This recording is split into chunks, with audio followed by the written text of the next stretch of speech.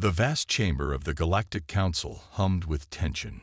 Holographic displays flickered and danced, casting an eerie blue glow over the assembled representatives of 1,000 worlds.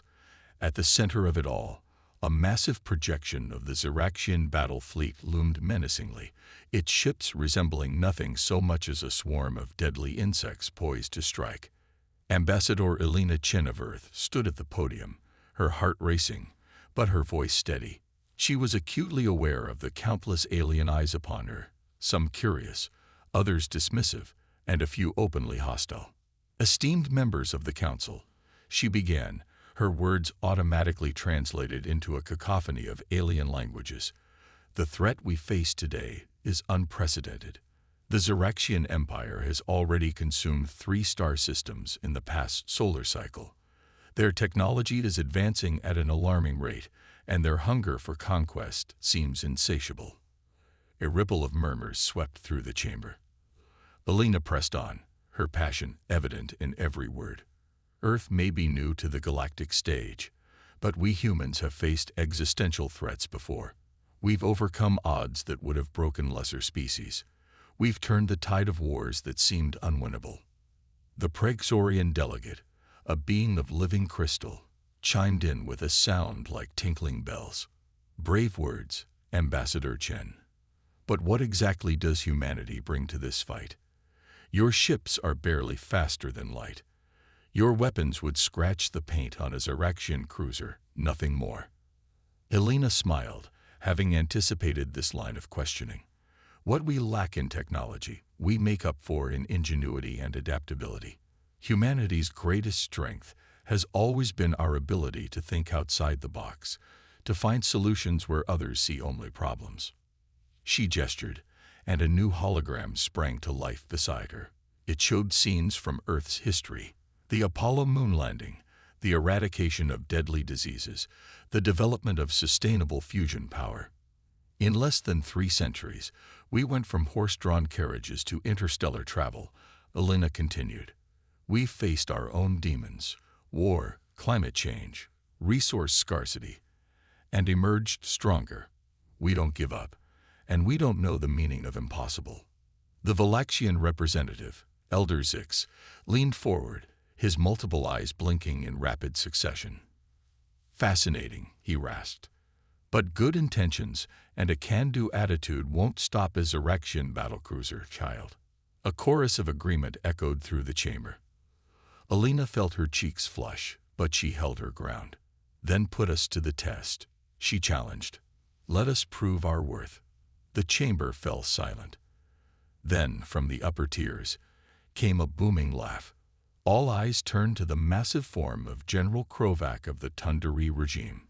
The 4-armed warrior levered himself to his feet, towering over the other delegates. A test. Very well, human. Let's see how you fare in a simulated battle against the Ziraxian fleet. If you can last more than 5 minutes, I'll personally sponsor Earth's membership in the Defense Alliance. Elena glanced at her team, saw the mix of excitement and apprehension on their faces.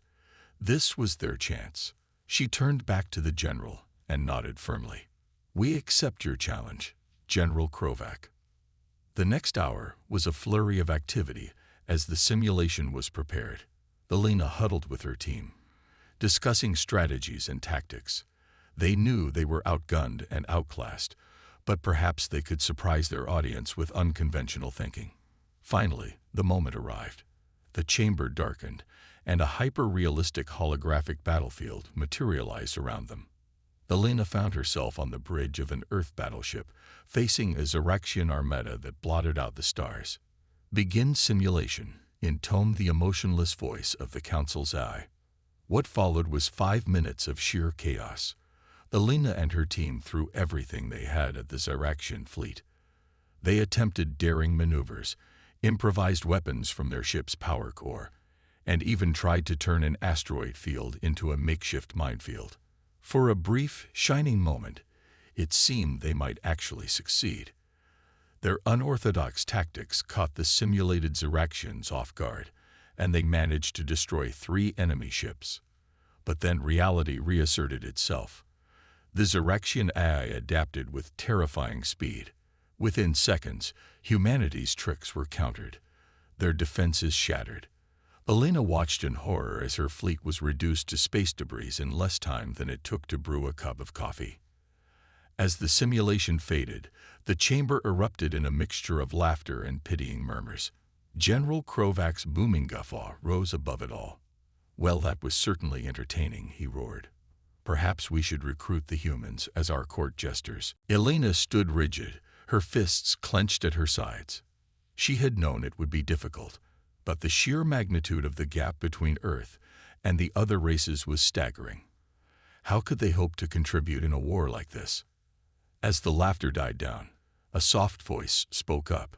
"If I may, honored colleagues, I believe we're being too hasty in our dismissal."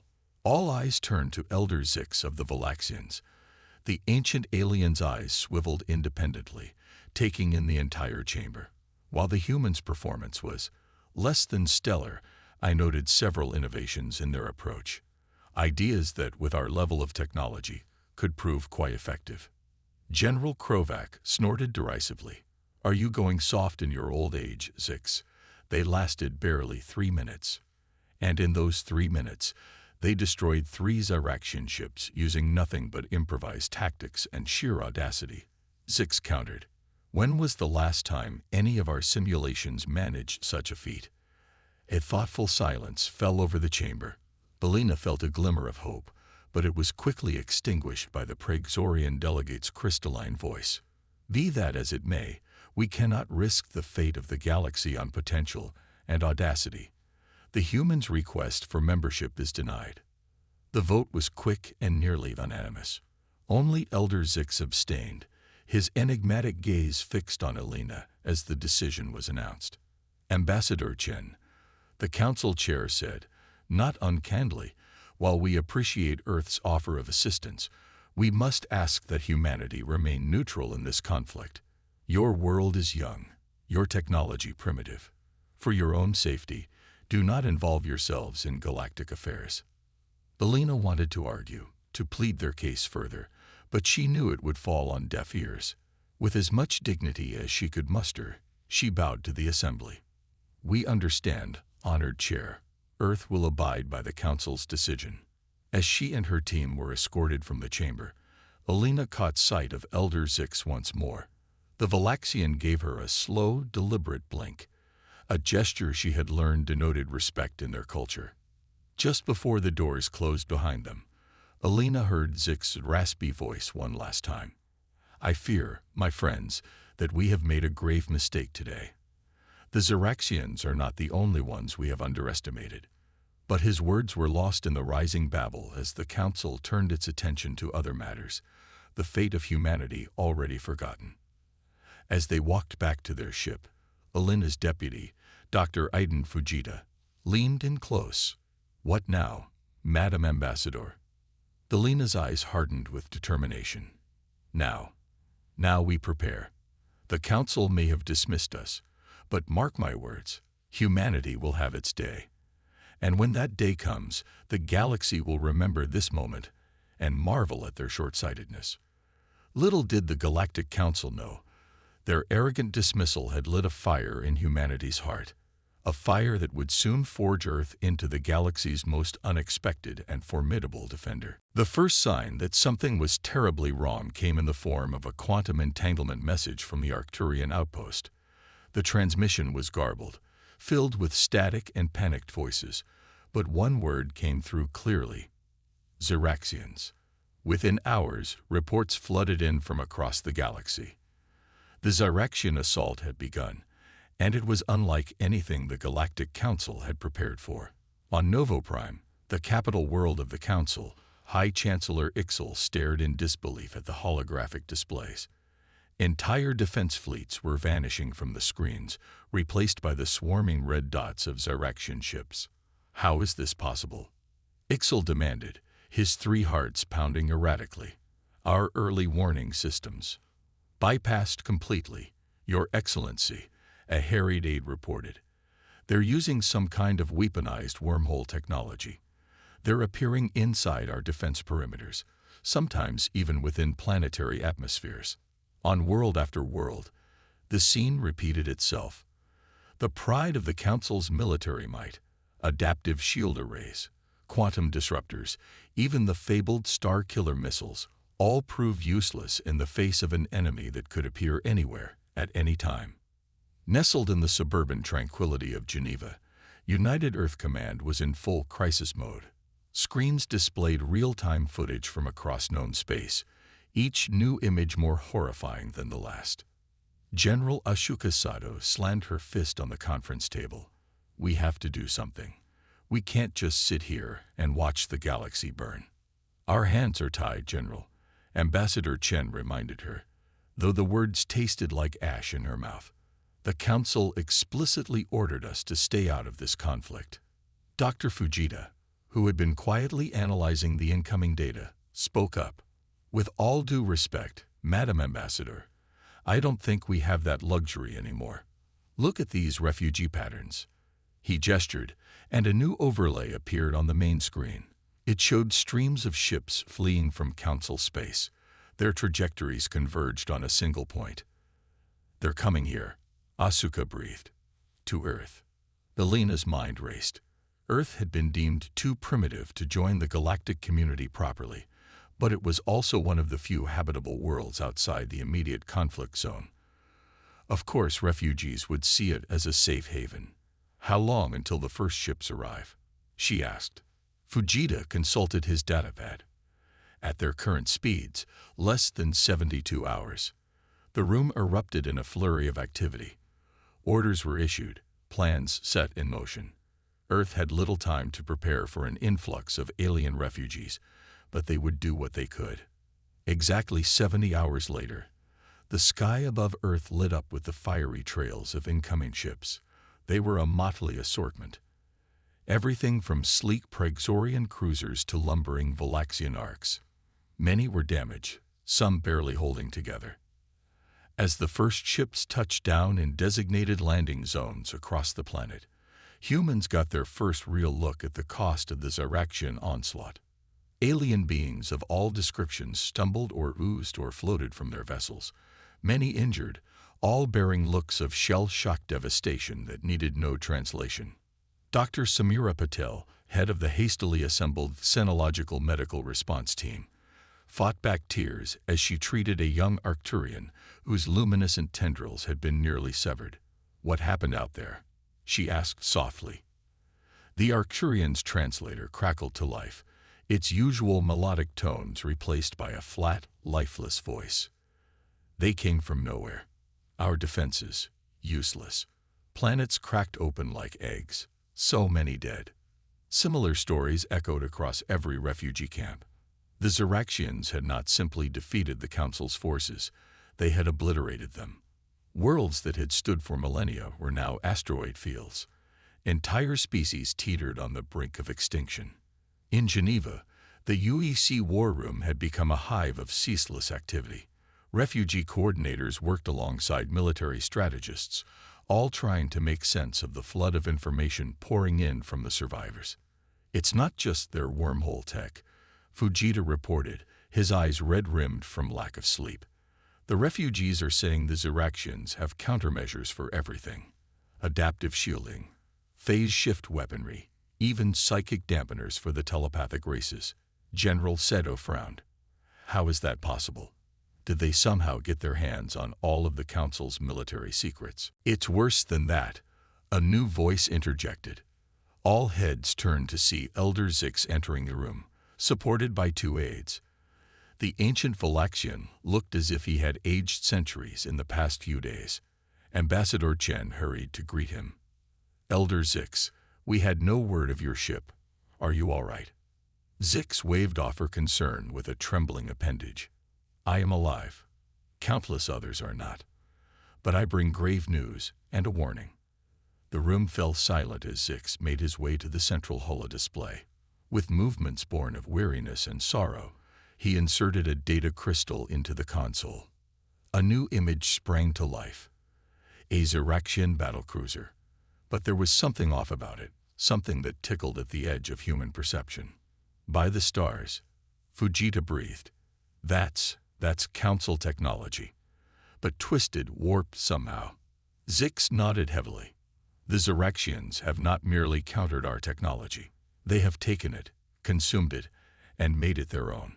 Even now, with each world they conquer, they grow stronger. The implications were staggering. An enemy that could assimilate and improve upon any technology it encountered was not merely dangerous, it was nearly unbeatable. There's more, Zix continued. We believe they have found a way to extract information directly from the minds of those they capture. Every secret, every strategy, every weakness, all of it laid bare for them to exploit. A heavy silence fell over the room. The task before them seemed impossible. How could Earth, a world the Council had dismissed as primitive, hope to stand against such a foe? It was Ambassador Chen who finally broke the silence. Elder Zix, I must ask, why did you come here? Surely there were safer havens, worlds better equipped to offer you refuge. Zix's multiple eyes swiveled to focus on her. Because, Ambassador, I have not given up hope. In our arrogance, the Council dismissed humanity as inconsequential. But I saw something in your people, a spark of potential that we, in our complacency, had lost. His gaze swept the room, taking in the determined faces of Earth's leaders. You are unpredictable, adaptable. You think in ways that we, with all our advanced technology, had forgotten. And most importantly, you are unknown to the Zyrexians. Understanding dawned on General Seto's face. They can't counter what they've never encountered. Precisely, Zix confirmed. Humanity may not have the most advanced ships or weapons, but you have something far more valuable. The element of surprise. Dr. Fujita leaned forward, excitement breaking through his exhaustion. The debris from the refugee ships, if we could study it, combine it with our own technology, we'd have systems the Zyrexians have never seen before. Seto finished, a fierce grin spreading across her face. Ambassador Chen looked around the room, seeing the spark of hope rekindling in every eye. Well then, she said, her voice ringing with determination, it seems we have work to do. As the room erupted into a flurry of planning and activity, Chen caught Elder Zix's eye. The Valaxian gave her that slow, respectful blink once more. The galaxy dismissed you, he said softly. Now you may be its only hope. Outside, as the sun set on a world changed forever, the first teams of human scientists began their work. In secret bunkers and hidden labs across the globe, the seeds of Earth's resistance were sown. The Zyrexians had brought the apocalypse to the galaxy's doorstep. Humanity's response was about to shock them all. The hangar bay of the Vandenberg lunar base was abuzz with activity. Scientists, engineers, and military personnel scurried about like ants, their movements purposeful and urgent. At the center of it all stood the fruits of humanity's labor, a fleet of ships unlike anything the galaxy had ever seen. Dr. Fujita stood before the assembled crowd, his usually calm demeanor electrified with excitement. Ladies and gentlemen, I present to you the culmination of Project Phoenix, the Terran Vanguard and her sister ships. A collective gasp rippled through the audience as the massive hangar doors slid open, revealing the gleaming vessels beyond. They were sleek and predatory, their hulls a shifting mosaic of colors that seemed to drink in the light. What you're seeing, Fujita continued, is not mere metal and circuitry. These ships are alive. He gestured, and a holographic display sprang to life, showing the internal structure of the lid ship. By combining salvaged alien tech with cutting-edge human bioengineering, we've created vessels that are part machine, part organic entity. They can heal, adapt, and even evolve in response to new threats. General Seto stepped forward, her eyes gleaming with fierce pride. The Zyrexians think they've seen everything the galaxy has to offer. They're about to learn how wrong they are. As the briefing continued, detailing the capabilities of the new fleet, Ambassador Chen found herself drawn to the ships themselves. She approached the nearest vessel, the Terran Vanguard, and laid a hand on its hull. To her surprise, it was warm to the touch, and she could have sworn she felt a faint pulse beneath her fingers. Beautiful, aren't they? Chen turned to see Elder Zix floating beside her, his eyes swiveling to take in the ship. Beautiful and terrifying, Chen admitted. Are we sure we can control them? Zix made a sound that might have been a chuckle. Control is perhaps the wrong word, Ambassador. These ships are our partners, not our slaves. The real question is, are we worthy of them? Before Chen could respond, alarms blared throughout the hangar. General Seto's voice crackled over the intercom. All personnel, battle stations. This is not a drill. Repeat, this is not a drill. The hangar erupted into organized chaos as crews rushed to their assigned ships. Chen and Zix hurried to the command center, where a grim-faced Seto was studying a tactical display. What's happening? Chen demanded. Ziraxian scout ship, Seto replied tersely. It just appeared at the edge of the system. If it reports back to the main fleet. The unspoken conclusion hung in the air. Earth's secret weapon would be exposed before it ever had a chance to be used. Time to deployment for the Vanguard, Zix asked. Fujita, who had just rushed in, shook his head. 20 minutes at best. We're still integrating the crew with the ship's systems. We don't have 20 minutes, Seto growled. Chen stared at the tactical display, an idea forming. What if we let them see us? All eyes turned to her. She pressed on, the plan taking shape as she spoke. Not the Vanguard, not our real fleet. But what if we launched a decoy? Something that looks like a primitive human attempt at a warship. Understanding dawned on Seto's face. Let them think we're no threat. While the real fleet sneaks out right under their noses, Fujita finished, already tapping commands into his console. We can have a decoy ship ready in 5 minutes. Do it, Seto ordered. What followed was the most tense 5 minutes of Elena Chen's life. She watched as a hastily cobbled-together ship, little more than engines, and a hull designed to mimic Earth's pre-alien contact technology, launched from the far side of the moon. The Ziraxian scout took the bait. It approached the decoy, no doubt scanning and cataloging the primitive human technology. Then, apparently satisfied that Earth posed no real threat, it vanished back into a wormhole. A collective sigh of relief echoed through the command center. But there was no time to celebrate. Launch the fleet, Seto commanded. We have a narrow window before that scout reports back. It's time to take the fight to the enemy. One by one, the biomechanical ships of Earth's secret fleet detached from their berths. They moved with an eerie grace, more like living creatures than vessels of war. The Terran Vanguard led the way, its hull shimmering as it activated its camouflage systems. As the fleet prepared to jump to faster-than-light speeds, Chen felt a tap on her shoulder. She turned to find Zix regarding her with an unreadable expression. You're going with them, aren't you? The Valaxian asked. Chen nodded. Someone needs to represent Earth's interests out there, and I need to see this through. Zix's eyes swiveled in what she had come to recognize as approval. Then take this. He pressed a small, pulsing ore into her hand. A gift from my people. It contains the sum total of our scientific knowledge. Use it wisely. Touched by the gesture, Chen carefully pocketed the orb. Thank you, Elder, for everything. Moments later, she found herself on the bridge of the Terran Vanguard. It was unlike any ship she had ever seen, more akin to the inside of a living organism than a traditional command center. The walls pulsed with bioluminescence, and tendrils of organic circuitry snaked across every surface. Captain Tariq Hassan, hand-picked to lead this mission, nodded to her as she took her place. Ambassador, ready to make history. Chen managed a tight smile. As ready as I'll ever be, Captain. Hassan turned to his crew, a mix of military personnel and civilian scientists, each connected to the ship through a neural interface. All right, people, you've all been briefed on the mission. We're to infiltrate Ziraxian-controlled space, gather intel, and if possible, disrupt their operations. Remember, Our ships can mimic Xeraxian energy signatures. As long as we're careful, they should see us as one of their own."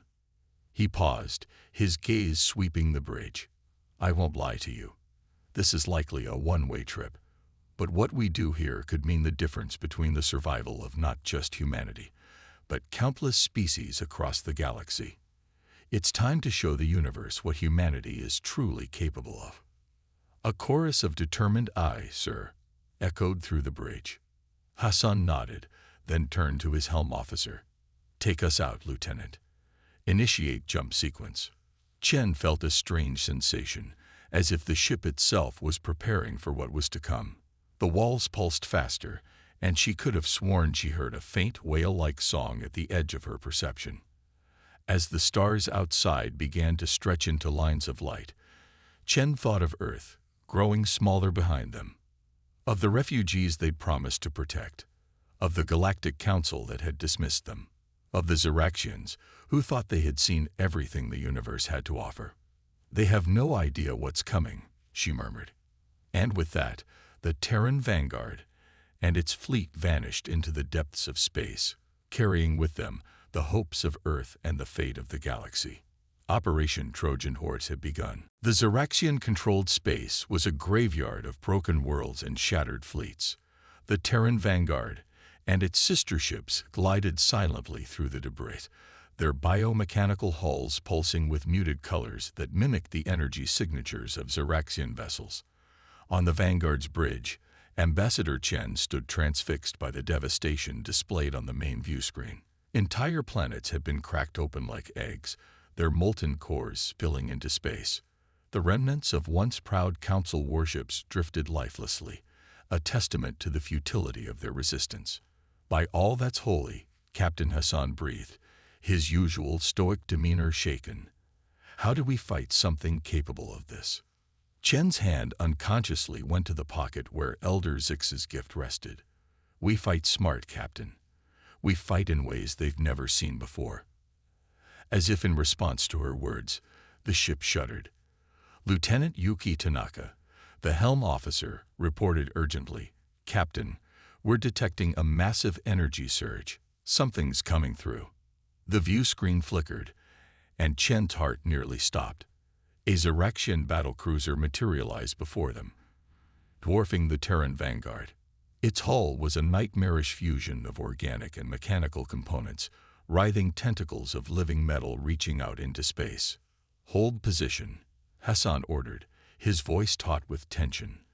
"Let's see if our disguise holds." Seconds stretched into an eternity as the Xeraxian ship scanned them. Chen could feel the sweat beading on her forehead, could hear the rapid breathing of the bridge crew. Finally, Lieutenant Commander Adebayo, the communications officer, reported, "They're hailing us, sir." Hassan exchanged a quick glance with Chen before nodding. On screen, the face that appeared was the stuff of nightmares. The Xeraxian commander was a mass of writhing tentacles and glowing eyes, its features constantly shifting and reforming. "Scout Ship Gamma 9, the creature's voice grated like metal on stone. Report your findings on the primitive world designated Earth." Hassan, to his credit, didn't miss a beat. "Scans complete. Overmaster. The species shows no signs of advanced technology. They pose no threat to the ascendancy."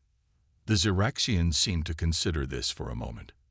Then, chillingly, it laughed, a sound like breaking bones and screaming metal. "Excellent. We shall enjoy consuming their world.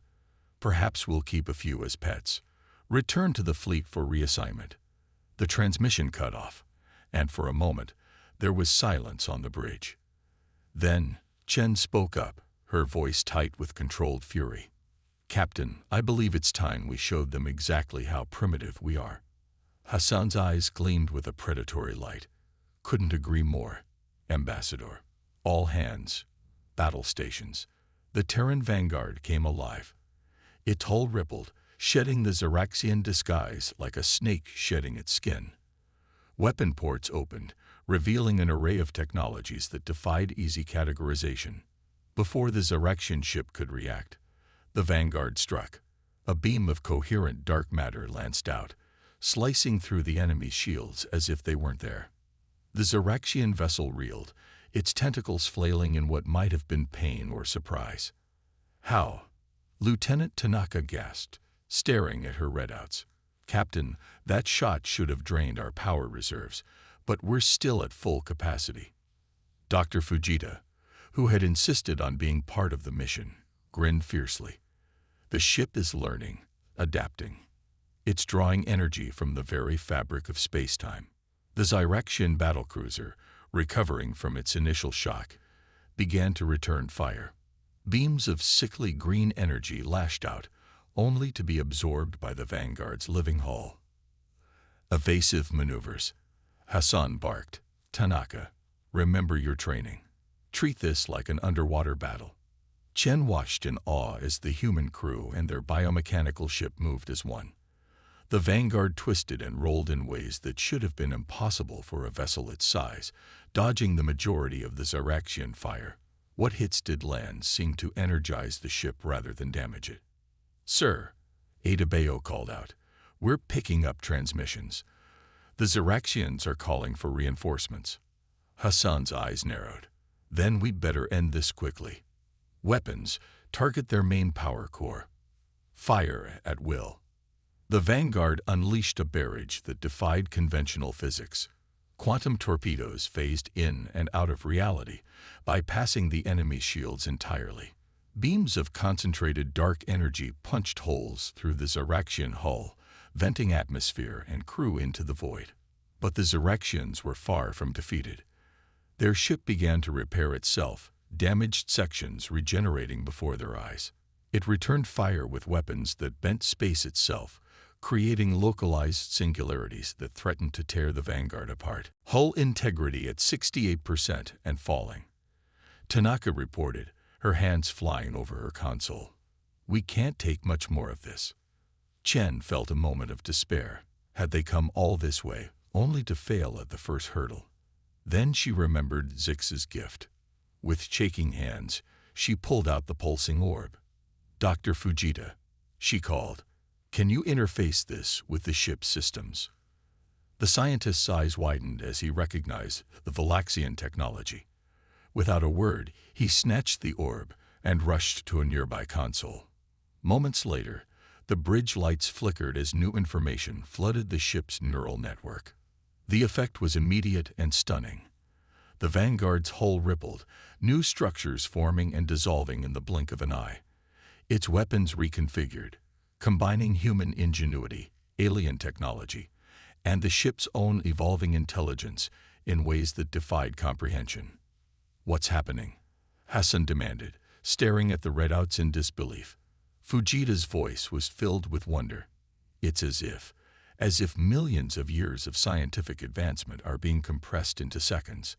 The ship is extrapolating, innovating, creating technologies that have never existed before." With a soundless roar, the Terran Vanguard unleashed its new capabilities. A wave of chronoton particles washed over the Xeraxian vessel, causing sections of it to age millennia in seconds. Temporal lances struck with surgical precision, erasing key components from the time stream. The Xeraxian battlecruiser, for the first time, seemed to falter. Its regeneration slowed, then stopped. Its return fire became erratic, unfocused. "They're dropping out of formation," Adebayo reported, excitement creeping into her voice. I think they're trying to retreat." But Hassan's eyes were hard. "We can't let them report back. Tanaka, plot an intercept course. Weapons, prepare to fire on my mark." The Vanguard moved with liquid grace, cutting off the Xeraxians' escape route.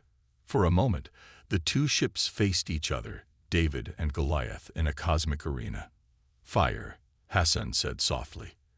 The Vanguard's final salvo was a thing of terrible beauty. It struck the Xeraxian ship not just in three-dimensional space, but across multiple timelines and probability vectors. For a moment, the enemy vessel seemed to exist in a quantum superposition of destruction and survival.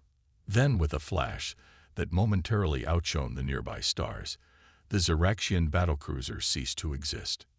Silence fell on the Vanguard's bridge, broken only by the soft pulsing of the living ship. Then, slowly, a cheer began to build.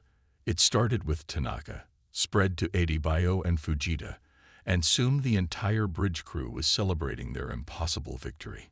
Chen felt tears in her eyes as she turned to Hassan.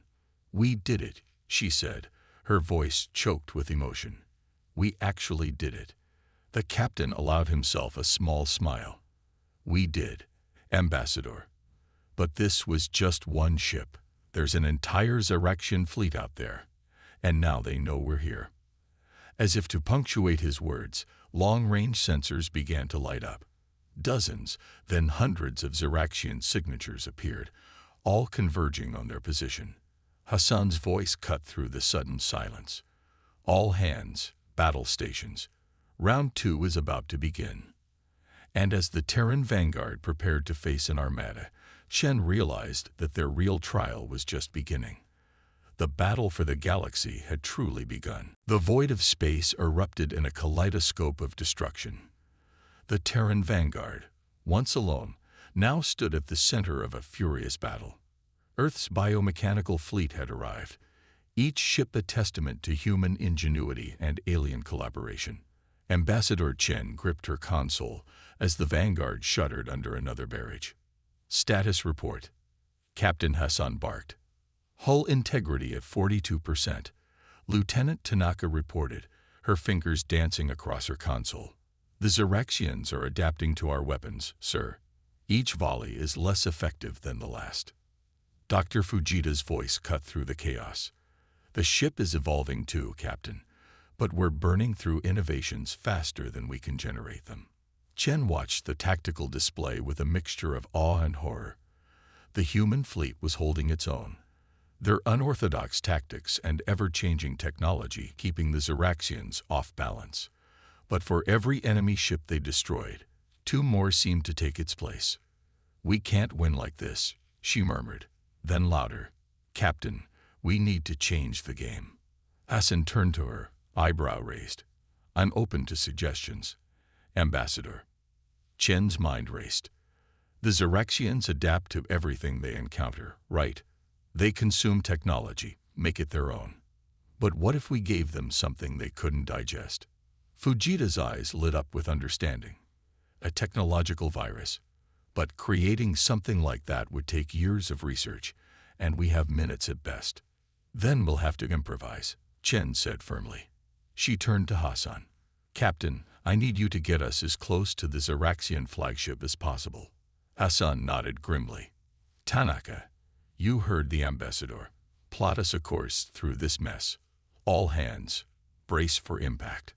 The vanguard plunged into the heart of the battle, its living hull twisting and morphing to deflect enemy fire.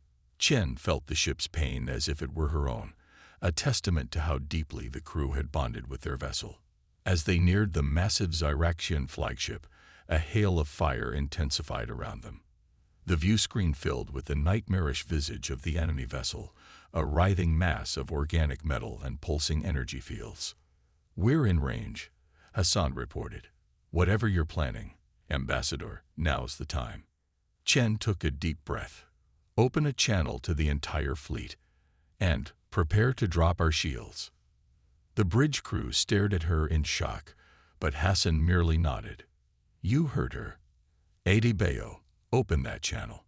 Chen stood, facing the view screen and the horror beyond. When she spoke, her voice carried to every human ship in the battle. "This is Ambassador Elena Chen. All ships, initiate Protocol Omega. Disengage your neural interfaces and prepare for emergency evacuation. May your gods go with you." She turned to Fujita. "Doctor, I need you to upload everything into the ship's core. Every scrap of data we have, from the most advanced theories to humanity's earliest cave paintings. All of it." Understanding dawned in Fujita's eyes. "You're going to overload their ability to adapt." Chen nodded, not just with technology, but with the entirety of human experience. Our triumphs, our failures, our dreams, and our nightmares. As Fujita worked feverishly, Chen placed her hand on the pulsing wall of the bridge. She felt the ship's confusion, its fear. "I know," she whispered. "I'm asking so much of you. But you're more than just a vessel now. You're the best of us." The ship seemed to quiver under her touch, and for a moment, Chen could have sworn she heard a voice in her mind. "We understand. We are ready." Hassan's voice cut through her reverie. "Ambassador, the Xeraxians are hailing us. They're offering terms of surrender." "Our surrender?" Chen straightened, a fierce light in her eyes. "Put them on screen, Captain. It's time they learned what humanity is truly capable of." The view screen flickered, revealing the Xeraxian Overmaster. Its form seemed to shift and writhe, a visual cacophony that hurt to look at directly.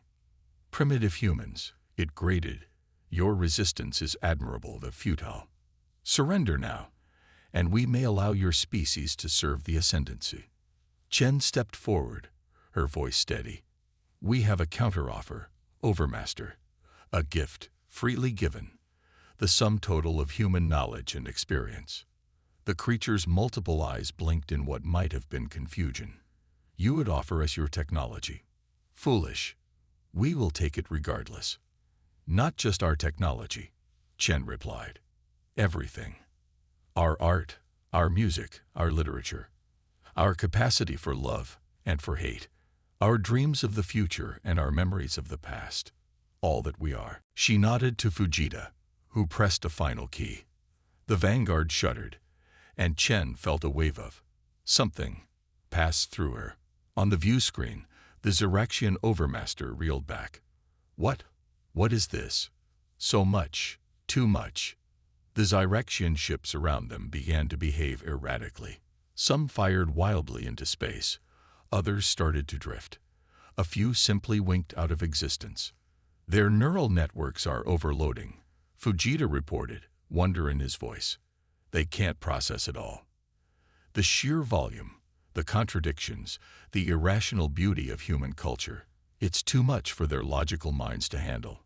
Chen watched as the mighty Xeraxian armada fell into chaos. Ships crashed into each other, weapons fired randomly. And through it all, the flagship seemed to be tearing itself apart from the inside. "Ambassador," Hassan said softly, "you've done it. You've saved us all." But Chen shook her head, her eyes never leaving the screen. "No, Captain. We all did this. Every human who ever lived, every story ever told, every song ever sung. This victory belongs to all of humanity." As the last of the Xeraxian ships flickered and died, a stunned silence fell over the bridge. It was broken by a transmission from one of the other human vessels. "Vanguard, this is the horizon. We're picking up massive energy fluctuations from the Xeraxian remnants. You need to get out of there, now." Hassan began barking orders, but Chen tuned it out. She placed her hand once more on the ship's living wall. "Thank you," she whispered, "for everything." The ship's response came not in words, but in a feeling of warmth and resolution. It knew what had to be done. "Captain," Chen said, turning to Hassan, "the Vanguard needs to stay, to ensure the Xeraxian threat is truly ended. But the rest of you should go." Understanding dawned in Hassan's eyes. "Ambassador, no, we won't leave you." Chen smiled sadly. "You have to. Earth will need you, all of you, to help rebuild, to forge a new future for humanity among the stars." Before anyone could argue further, the ship took matters into its own tentacles. The bridge crew, save for Chen, found themselves enveloped in shimmering energy fields. "It's been an honor," Chen said, as her comrades began to dematerialize. "Tell our story. Make it a good one." The last thing she saw was Hassan's anguished face as he and the others beamed away. Then Chen was alone with the ship, floating amidst the wreckage of two civilizations. "Well, old friend," she said to the Vanguard, "shall we rewrite the stars one last time?" The ship's response was to surge forward, directly into the heart of the Xeraxian energy maelstrom. Chen closed her eyes as reality warped around them. In the darkness of space, a new star briefly flared to life, then faded. And in that fading light, the shape of the galaxy itself began to change. Across the universe, on countless worlds, beings of all descriptions looked up at their night skies and gasped. For in that moment, every star seemed to pulse in unison, as if singing a tribute to a small blue world that had dared to challenge the cosmos itself. The Zyraxian threat was over, and humanity's true journey to the stars had only just begun.